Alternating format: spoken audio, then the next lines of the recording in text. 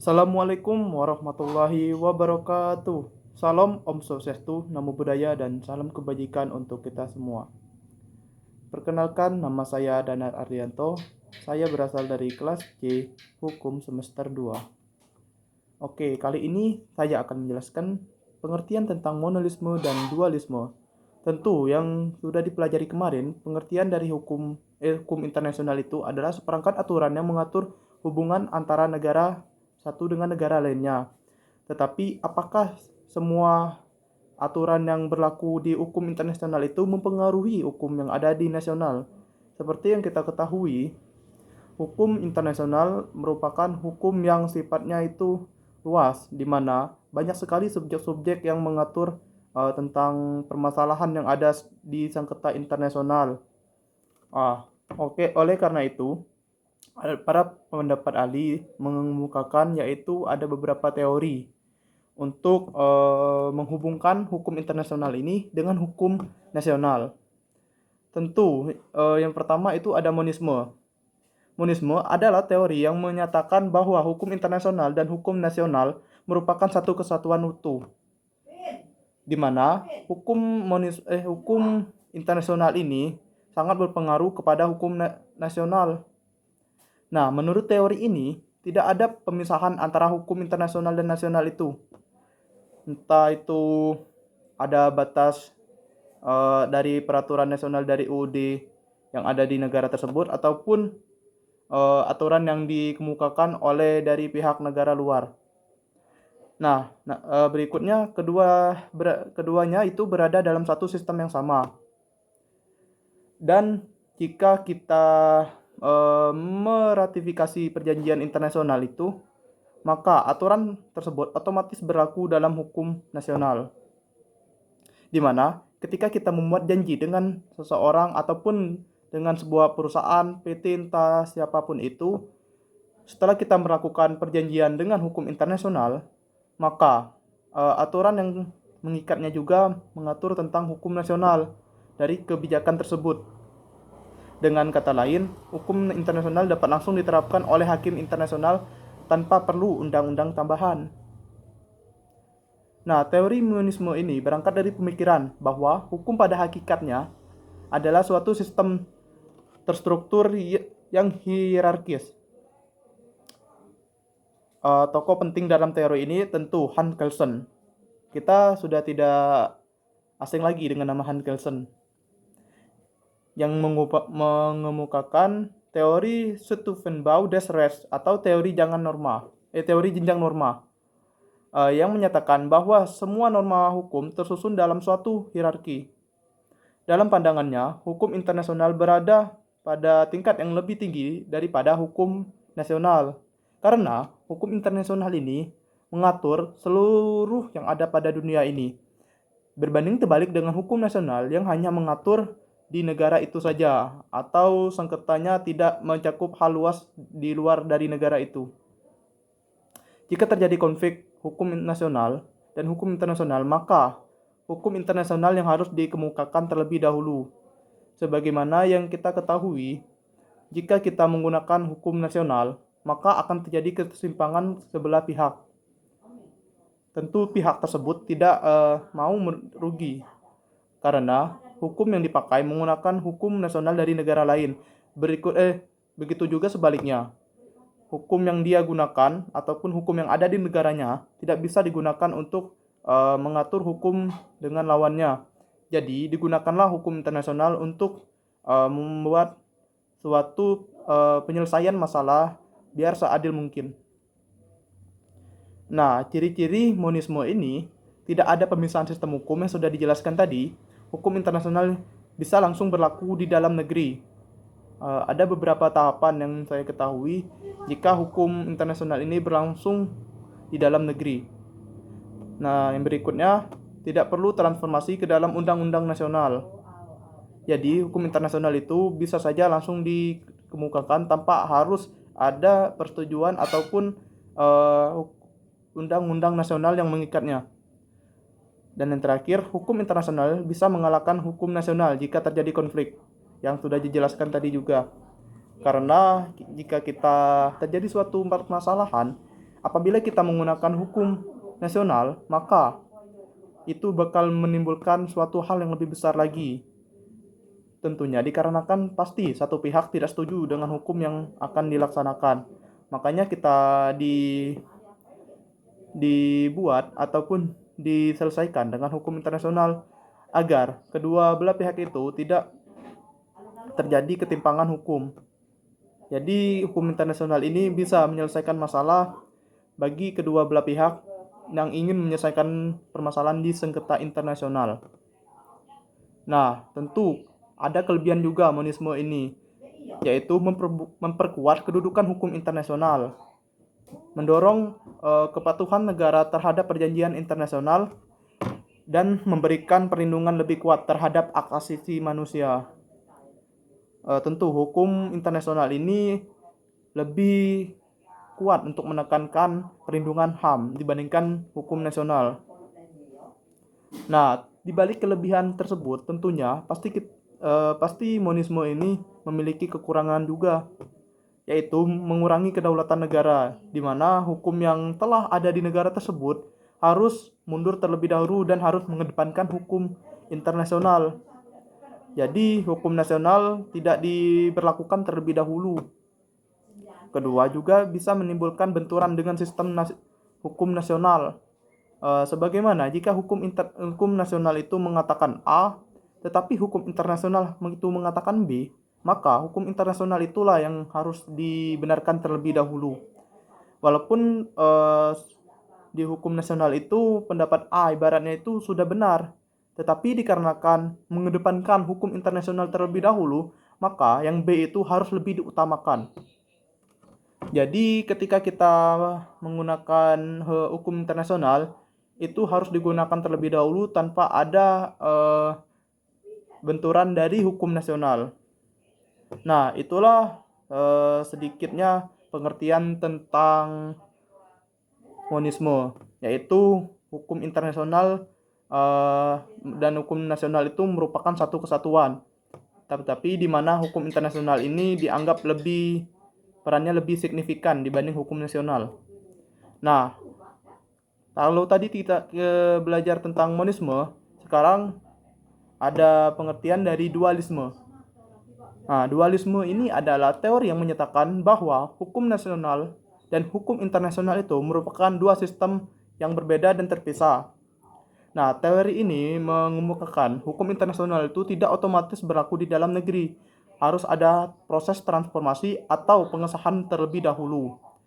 Perjanjian internasional harus dijadikan undang-undang nasional agar dapat diterapkan. Semisalnya kita ingin mengambil perjanjian internasional ataupun sengketa permasalahan yang ada di internasional itu, nah, kita ingin menerapkannya di dalam negeri ini. Nah, harus kita jadikan hukum nasional terlebih dahulu, yang dimana kita harus membuat rancangannya melalui DPR yang membuatnya atau mengesahkannya, di mana hukum internasional itu dimodifikasi dan diakui sebagai hukum nasional melalui sidang-sidang yang dilakukan. Dasar pemikiran dualisme ini yaitu ada beberapa pendapat.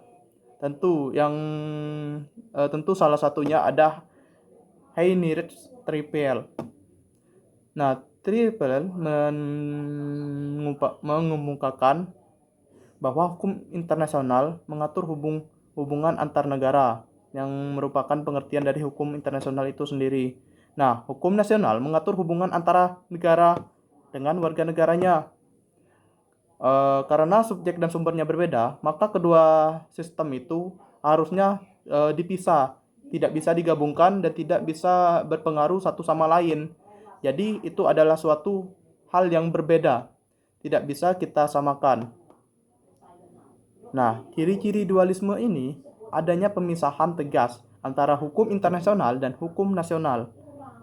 Sebagaimana ketika kita menerapkan hukum internasional di dalam negeri, kita harus ibaratnya itu kita harus menggunakan hukum nasional terlebih dahulu. Ataupun jika tidak, kita itu bisa merubah ataupun mengklaim hukum internasional itu sebagai hukum nasional kita melalui beberapa pendapat ataupun kita meniru hukum internasional itu, lalu kita modifikasi dan kita terapkan di hukum nasional. Walaupun ibaratnya itu kita plagiarisme, tetapi itu diperbolehkan karena untuk kepentingan hukum yang ada di negara tersebut. Dan hukum internasional itu juga bukan kita melakukan penyelesaian masalah dalam konflik internasional juga, tetapi kita harus menyelesaikan masalah di dalam suatu negara itu tersendiri, baru kita bisa menerapkannya sebagai hukum nasional. Nah, kelebihan dualisme ini melindungi kedaulatan negara. Tentunya, ketika kita melakukan suatu perbandingan dengan hukum internasional dan hukum nasional, tentu kita harus mengedepankan hukum nasional terlebih dahulu. Tidak bisa kita melakukan perbandingan yang kita lakukan dengan mengungkapkan dari isi hukum yang ada di internasional itu. Karena apa? Kita untuk penyelesaian masalah yang ada di negeri ini harus mengedepankan hukum nasional. Untuk hukum internasional itu mungkin kita lakukan ataupun kita terapkan ketika ada konflik ataupun permasalahan yang ada di luar negeri dan sengketa yang membuat kita harus berurusan dengan negara lain. Nah, berikutnya menjamin bahwa aturan internasional disesuaikan dengan kondisi nasional. Bahwasanya ketika kita menerapkan aturan internasional ini, kita juga harus menyesuaikan kondisinya sebagaimana yang ada di dalam hukum nasional dan juga tentunya dengan kondisi yang kita alami. Tidak bisa kita langsung menyesuaikan dengan hukum internasional itu sendiri, tetapi kita juga harus melihat kondisi di mana kita harus menerapkannya sebagai hukum nasional, dan juga kita harus melihat kondisi yang ada bagaimana. Nah, dan yang terakhir, memberi kontrol politik melalui DPR atau parlemen. Nah, jika kita melihat hukum internasional ini seringkali digunakan dalam hukum nasional untuk melakukan sengketa penyelesaian masalah, yang dimana melalui DPR ataupun sidang yang dilakukannya untuk menetapkan undang-undang yang ada untuk menyelesaikan suatu permasalahan. Ketika kita lihat penyelesaian masalah yang terjadi di dalam negeri ini, seringkali kita gunakan hukum nasional. Tetapi dalam hal tertentu atau kondisi tertentu, kita juga bisa menerapkan hukum internasional, aturan-aturan yang ada di luar untuk dibawa masuk ke dalam ini, jika hukum itu tidak bertentangan dengan hukum nasional yang ada di negara kita. Jika selama aturan itu bagus untuk diterapkan di negara kita, mengapa kita tidak mengambilnya ataupun tidak menerapkannya? Begitu pula sebaliknya.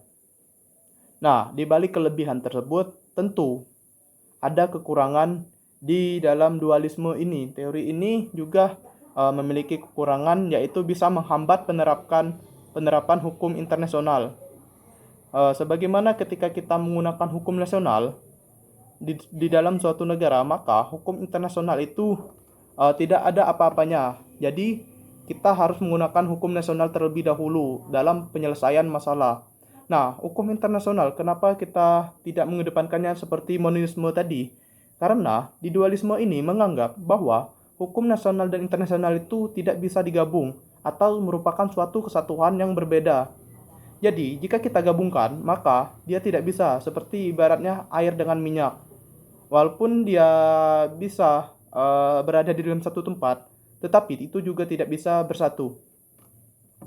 Nah, negara juga bisa menghindari kewajiban internasional. Jadi, jika kita ada kewajiban internasional, namun kita tidak mau mengikutinya, nah, maka kita juga berhak untuk menolak itu secara tegas. Jika ada aturan yang menyuruh untuk mewajibkan atau melakukan sesuatu apapun lah itu. Jadi ketika kita mengikuti hukum yang ada di internasional, tetapi kita juga ingin mengedepankan hukum nasional, maka hukum nasional itu lebih penting untuk diterapkan dibanding hukum internasional itu. Dan yang terakhir kelemahannya adalah hak asasi manusia itu bisa tertunda. Karena apa? biasanya hukum internasional ini menjamin hak asasi manusia dengan sebaik-baiknya dibanding hukum nasional. Bukan berarti hukum nasional tidak baik, tetapi menurut eh, beberapa orang, mungkin hak asasi manusia itu lebih terjamin di hukum internasional, walaupun penerapannya juga belum sebagus mungkin ataupun belum signifikan. Nah, beberapa praktik negara Eropa cenderung menggunakan monisme, yaitu di mana perjanjian internasional bisa langsung berlaku setelah diratifikasi. Sebaliknya, negara seperti Inggris dan banyak negara persemakmuran cenderung dualis karena memperlakukan undang-undang pengesahan sebelum berlaku. Nah, Indonesia sendiri itu tidak secara tegas menyatakan menganut monisme ataupun dualisme dalam konstitusi. Namun dalam praktiknya, Indonesia cenderung dualisme dikarenakan perjanjian internasional atau diratifikasi melalui undang-undang atau peraturan presiden. Dan tidak semua hukum internasional otomatis berlaku di dalam negeri.